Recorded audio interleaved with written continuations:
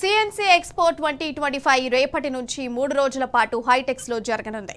ఎక్స్పోకు సంబంధించి hall number 3లో ఏర్పాట్లు చేశారు. ఎక్స్పోకు సంబంధించిన పోస్టర్ ను మాదాపూర్ హైటెక్స్ లో సిఎన్సి నిర్వాహకులు రాము, కేబుల్ ఆపరేటర్లు రిలీజ్ చేశారు. 5న ఐటీ మంత్రి శ్రీధర్ బాబు ఎక్స్పో ప్రారంభిస్తారని ఆర్గనైజర్ రాము తెలిపారు. 6-7 తేదీల్లో జరిగే కార్యక్రమ విశేషాలు, లక్ష్యాలు, భాగస్వాములు, పారిశ్రామిక ప్రాధాన్యతల గురించి వివరించారు. ఎక్స్పోకు కేబుల్ ఆపరేటర్లు, ఎంఎస్ఓలు, ఇంటర్నెట్ సర్వీస్ ప్రొవైడర్లు, ఓటీటీ ప్లాట్ఫామ్ ప్రొవైడర్లు హాజరు కావాలని రాము కోరారు. ప్రస్తుత పరిస్థితులకు అనుగుణంగా కేబుల్ ఆపరేటర్లు మారాలని, ఆధునిక టెక్నాలజీ కోసం సెమినార్లు నిర్వహిస్తున్నామని వివరించారు. ఈ అవకాశాన్ని సద్వినియోగం చేసుకోవాలని రాము సూచించారు. పోస్టర్ ఆవిష్కరణ కార్యక్రమంలో తెలుగు రాష్ట్రాల కేబుల్ ఆపరేటర్ల గౌరవ అధ్యక్షులు రెడ్డి, గ్రేటర్ హైదరాబాద్ అధ్యక్షులు Satish, Telangana multi services cable ఆపరేటర్ల సంక్షేమ సంఘం అధ్యక్షులు సురేష్ పాల్గొన్నారు. కేబుల్ నెట్ కన్వర్జెన్స్ ఇది రేపటి నుంచి అంటే 5, 6, 7 తేదీల్లో నిర్వహిస్తున్నాము. రేపు ఉదయం 11 గంటలకి గౌరవ మంత్రివర్యులు శ్రీధర్ బాబు గారు చేస్తున్నారు ఇనాగ్రేషన్ చేసేదాని కోసం. అలాగే మిగతా 2 లోపల ఇంజనీరింగ్ సెమినార్స్ ఇక్కడ జరుగుతూ ఉంటాయి. కాబట్టి కేబుల్ ఆపరేటర్లకి, ఎంఎస్ఓలకి, అలాగే ఇంటర్నెట్ సర్వీస్ ప్రొవైడర్లకి, ఓటీటీ ప్లాట్ఫామ్ సంబంధించిన వాళ్ళకి అందరికీ ఇదే మా ఆహ్వానం.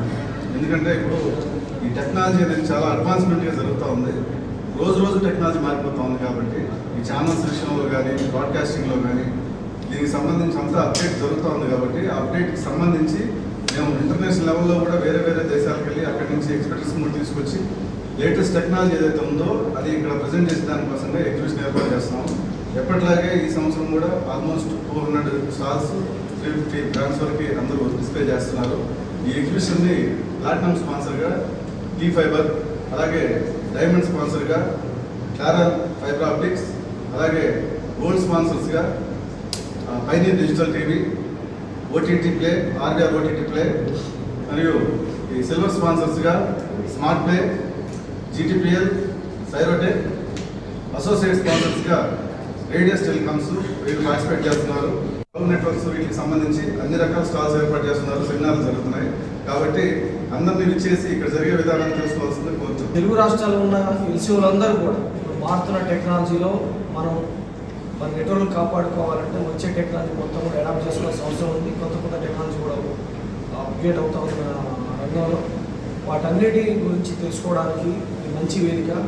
దాదాపు ఎగ్జిబిషన్ల పేరుతో చాలా వ్యక్తులు పెట్టినా కానీ ఆపరేటర్లు కూడా ఎగ్జిబిషన్ అంటే ఒక నిరాశక్త వేరే దాని మీద ఉంది. కానీ మన హైదరాబాద్లో జరిగే సిఎన్సి ఆధ్వర్యంలో జరిగే ఎగ్జిబిషన్ అంటే మాత్రం ఎప్పటికప్పుడు కొత్త టెక్నాలజీని ఆపరేటర్ అందించడంలో ప్రథమ స్థానంలో ఉంది. దీనికి రామ్ గారిని మరొకసారి అభినందిస్తూ ఎల్సీఓలందరూ కూడా ఈ సువర్ణ అవకాశాన్ని వినియోగించుకొని తమ నెట్వర్క్లో అప్డేట్ చేసుకుని తమ వృత్తిని కాపాడుకోవడానికి మంచి వేదిక అని చెప్పేసి ఈరోజు ఈ సమావేశానికి సిఎన్సి గ్రూప్ వాళ్ళు ఈ కేబుల్ ఇంటర్నెట్ సంబంధించిన ఎగ్జిబిషన్ ఏర్పాటు చేశారు. ఇంటర్నేషనల్ లెవెల్లో ఇక్కడ స్టాల్స్ ఏర్పాటు చేస్తారు. కాబట్టి ప్రతి ఎల్సీఓ, ప్రతి కేబుల్ ఆపరేటర్ ప్లస్ గ్రామీణ ఎంఎస్ఓలు అందరూ దీంట్లో పాల్గొని ఇక్కడ జరుగుతున్నటువంటి టెక్నాలజీని మనం అందిపుచ్చుకొని రాబోయే రోజుల్లో ఆపరేటర్గా కొనసాగిస్తూ దాదాపు 35 ఏళ్ళు అయిపోయింది కేబుల్ ఆపరేటర్ల ప్రస్థానం జరిగి. కాబట్టి ఇంకా ముందు కూడా మనమందరం టెక్నాలజీని అందిపుచ్చుకొని కేబుల్ ప్లస్ ఇంటర్నెట్ సేవలను కూడా కేబుల్ ఆపరేటర్ అందిస్తే ఇంకా ముందు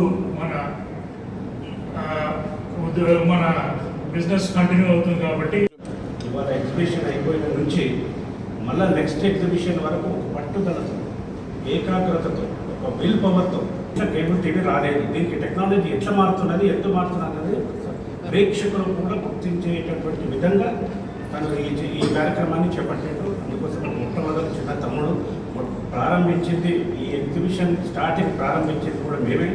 అది నిరంతరం మా ఎంకరేజ్మెంట్తో, మా స్ఫూర్తితో ముందుకు పోతూ ఎంతో గణనీయంగా, వైభవంగా నడిపిస్తున్నాడు. ఇదంతా ఆషామాషి కాదు.